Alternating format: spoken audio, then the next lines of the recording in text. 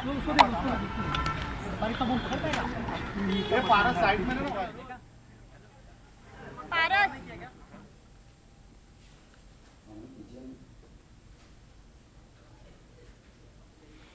आपण बघतोय दिशा सालेंवर बलात्कार करून हत्या करण्यात आल्याचा आरोप करण्यात आलाय आणि या प्रकरणीच आता गुन्हा दाखल करण्याची मागणी याचिकेमध्ये करण्यात आली आहे आणि आता मुंबई उच्च न्यायालयानं हा निकाल राखून ठेवलेला आहे। सुनावणी मात्र पूर्ण झालेली आहे। या प्रकरणात वकील आता माध्यमांशी संवाद साधतील।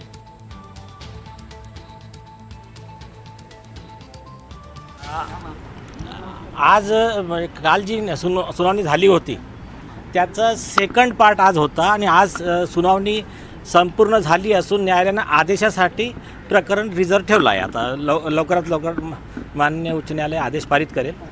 सुनावणीत म्हणजे कालच्या आणि आजच्या मिळून म्हणजे आज आणखीन विशेष गोष्टी आल्या। मी शॉर्टमध्ये समरी सांगतो की आमचे मुद्दे वेगळे आहेत, म्हणजे जे काही आहेत ते आहेत, पण त्याच्या व्यतिरिक्त स्वतः उच्च न्यायालयाने त्यांचा जे खोटेपणा आहे तो उघडकीस आणला आहे। त्यामध्ये आज जे कोर्टाने सांगितलं की म्हणजे आता आम्हाला सगळे डॉक्युमेंट दिले आहेत त्यांनी, जे पहिले देत नव्हते, त्याचं जेव्हा व्हेरिफिकेशन करत होते तर कोर्टाने सांगितलं की तुम्ही जे स्वतःच पत्र दिलं आहे की दिशाच्या बॉडीवर कपडे नव्हते, अंगावर वस्त्र नव्हते, ती न्यूड बॉडी होती, याच्याबद्दल खुलासा देणारं पत्र तुम्ही स्वतःच दिलं आहे की हे का नव्हती, ती बॉडीवर कपडे नव्हते, याच्याबद्दल खुलासा द्या। आणि तो जो पोस्टमॉर्टम करणारा डॉक्टर त्यांना लिहून दिलं की तुमच्या पंचनाम्यात तिचे बॉडीवर कपडे नव्हते तर आम्ही कसं काय सांगणार त्याच्यावर कपडे होते म्हणून, तर तुम्हीच न्यूड बॉडी पाठवली होती, हे त्यांनी उत्तर दिलं आहे। एक दुसरी गोष्ट, कोर्टाने सांगितलं पंचनामा दाखवा। पंचनामा यांचेच दोन घरचे पंच त्यांनी करून त्याच्यात लिहिलं आहे की बॉडी आहे, असं आहे तसं आहे, तिच्या अंगावर हे कपडे असं आहे। कोर्टाने सांगितलं की तिच्या अंगावरचे कपडे जे काढून हे सील करतात, पॅक करतात, जे काही आहे, डॉक्टरची सही कुठं आहे तिथे? या तुमच्या पंचनाम्यावर डॉक्टर हे कुठं आहे की डॉक्टर आला, डॉक्टर बोलला?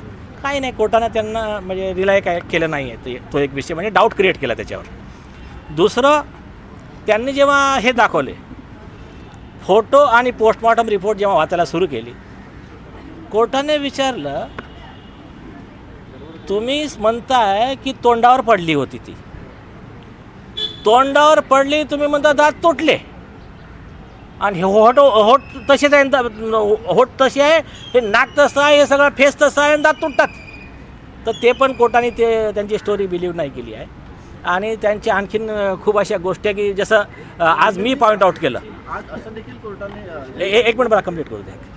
मी एक पॉईंट आऊट केला विषय की यांनी काय सांगितलं की ADR जो आहे यांच्या स्टेशन डायरीमध्ये लिहिलं आहे की सकाळी 3:07 PSI देवडे यांनी नोंद केला आणि नंतर शताब्दी हॉस्पिटलसाठी रवाना झाले, आणि हे स्टेशन डायरी वेगळी आहे। जो दुसरा ADR कोर्टाला दिला त्याच्यात दोन शब्द एक्स्ट्राचे लिहिले आहेत की दिशाच्या आईवडिलांचा जबाब घेतला, नंतर ADR नोंद केला, आणि ॲफिडेविटमध्ये तिसरी स्टोरी आहे। ॲफिडेविटमध्ये सांगितलं आहे की PSI देवडे शताब्दी हॉस्पिटलला पोहोचले, तिथून फोन केला आणि दुसऱ्या पोलीस अधिकाऱ्याने ADR रजिस्टर केला। तर ह्या सगळ्या ज्या गोष्टी आहेत त्याचे सगळ्यांचे सगळे कॉन्ट्रॅडिक्शन्स आहेत। आणि आज महत्त्वपूर्ण गोष्ट म्हणजे आदित्य ठाकरेच्या वकिलांनी त्या खोट्या शपथपत्राबद्दल माफी मागितली आहे। आम्ही कोर्टाला पॉईंट आऊट केलं की आता त्यांचा खोटेपणा उघडकीस आला, आम्ही अर्ज लावला त्यांना कस्टडीत घेण्याचा, आता माफी मागून काहीही फायदा होत नाही, सुप्रीम कोर्टाचं जजमेंट आहे।